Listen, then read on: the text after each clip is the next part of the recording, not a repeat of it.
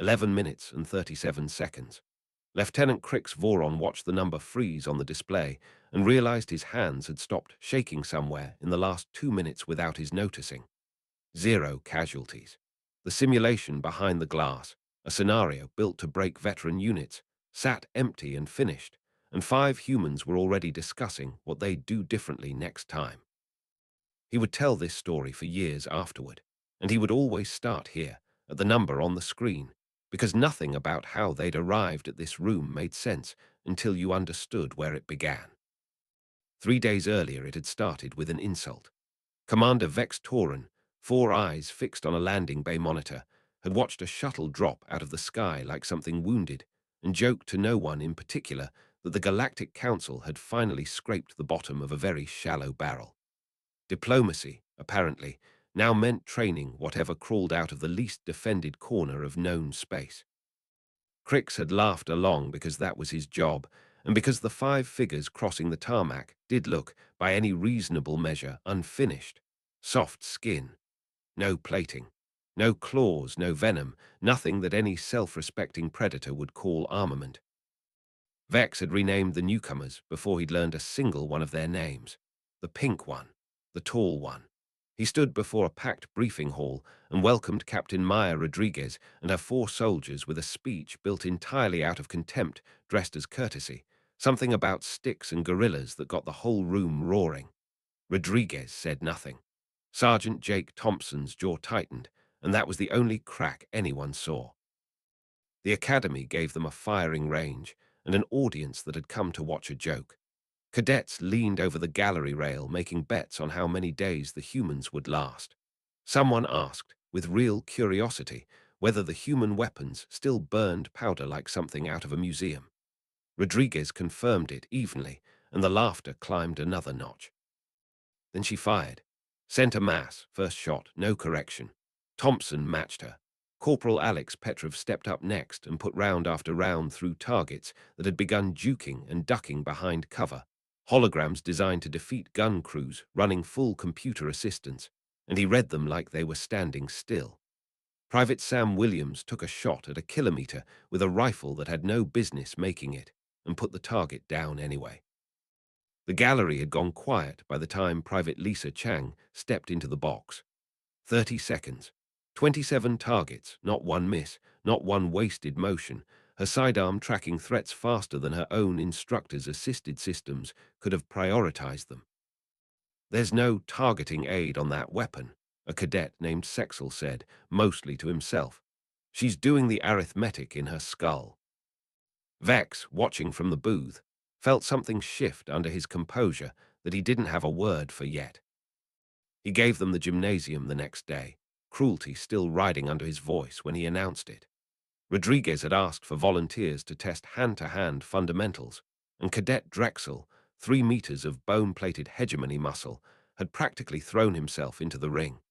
He'd never lost a physical contest to anything smaller than himself. He didn't expect that streak to end against a creature with no natural weapons at all. Thompson waited at the center of the mat, weight loose, hands open. Drexel closed the gap in a heartbeat, a charge that had ended matches before they began. Thompson wasn't there when the strike landed. He'd already turned, caught the arm, let Drexel's own mass do the work of throwing him. The impact when Drexel hit the floor rattled the observation glass. Before the echo faded, Thompson had a lock secured, and the warrior who had never tapped out to anyone found himself tapping the mat with his free hand, breath gone, plating useless. "He weighs twice what you do," someone shouted from the stands. "Weight's not what wins this," Thompson said, "not even winded. Knowing where to send it is." Cadet Sila came next, a Thorvandian whose reflexes could outrun most nervous systems in the galaxy, and for 10 seconds he moved like something the eye couldn't quite hold. Petrov met every strike anyway, stepping into gaps that shouldn't have existed, until Sila found himself flat on his back staring up at the lights, asking how, and Petrov telling him that speed only mattered when the pattern underneath it was still a secret, and his hadn't been for the last 4 exchanges. That was the second day. The third was the one that ended in the room where this account began.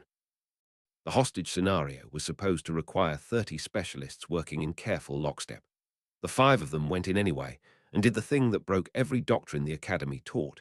They split apart. No formation, no cohesion, no safety in numbers.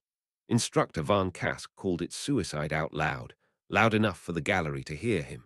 Then Williams found a sniper angle the simulation's designers had never accounted for and held it. Thompson turned into a shadow, moving through corridors that should have been sealed. Chang held a choke point against overwhelming force with nothing but improvised charges and a refusal to move that outlasted the enemy's ammunition. Rodriguez held the whole shape of it together with hand signals nobody else in the room could read. No radio traffic, nothing the Academy's sensors could even register as coordination. The clock kept climbing while the tactical board kept turning green.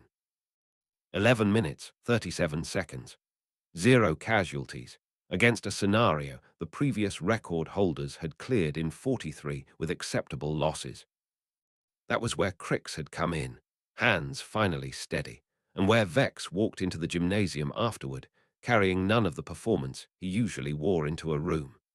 He found Rodriguez checking her rifle and said the thing he'd been building toward since the first shot on the range 3 days before. "I owe you an apology, Captain. We measured your species by the wrong instrument entirely." "Common mistake," Rodriguez said, not looking up from the weapon. "You saw soft skin and figured that was the whole answer. Was there more to see?" She met his eyes then, and something in the stillness of it unsettled him worse than any of the fighting had. "Commander, what you watched this week is standard infantry. Average. We didn't send you our best." The last of the lingering cadets went very quiet. "If this is average," Vex said slowly, "what does exceptional look like?" Hungrier, more patient, considerably less interested in fair fights. She let the words settle before going on. "We didn't come here to perform for you, Commander. We came to trade. Your energy weapons, your shielding, your relay network, that's centuries we don't have to spend catching up on our own. In exchange, we'll teach your people how to keep fighting after the technology fails, when all that's left is the will not to stop. And if we decline the trade, then you keep the hardware and lose the lesson. Your choice entirely." She shouldered the rifle. "One more thing you should know before you decide. My people spent months listening to your fleet traffic before we ever requested this posting. We logged 47 structural weaknesses in standard defense doctrine, the kind that get whole battle groups erased in a single engagement." Vex felt the floor of his certainty give out from under him a second time in 1 week. "You're telling me this only now." "I'm telling you now because you finally asked the right question instead of the smug one." Her voice held none of the mockery he'd braced for, something closer to relief. "So, the list, or would you rather learn it the hard way out there, when it costs you a fleet instead of an apology?" He didn't answer right away. Around them, cadets who 3 days earlier had been laying odds on how fast the humans would quit were now trailing Thompson toward the mats, asking him to show the throw again, slower this time. Drexel was among them, plating dented, pride intact in some new and stranger shape than before. Crick stood at the edge of the gymnasium and watched his commander finally nod, watched Rodriguez's mouth curve into something that was not quite a smile and not quite a warning, and understood, the way you understand whether turning before the first drop falls, that the academy he had trained in for 6 years no longer existed in the shape he remembered. Something else had moved into the same 4 walls and brought its own gravity along with it. He thought about the clock in the simulation bay, still holding its number somewhere in the system's memory. 11 minutes, 37 seconds. 0 casualties. Outside the gymnasium doors, in mess halls and barracks across a dozen decks, cadets from 100 worlds were already trading the same 2 questions back and forth. What else can they do? And how soon can I learn it? And somewhere past the edge of the Academy's charted space, in council chambers that had never once considered Earth a threat worth naming, that same question was starting to travel, unwelcome and impossible to unhear.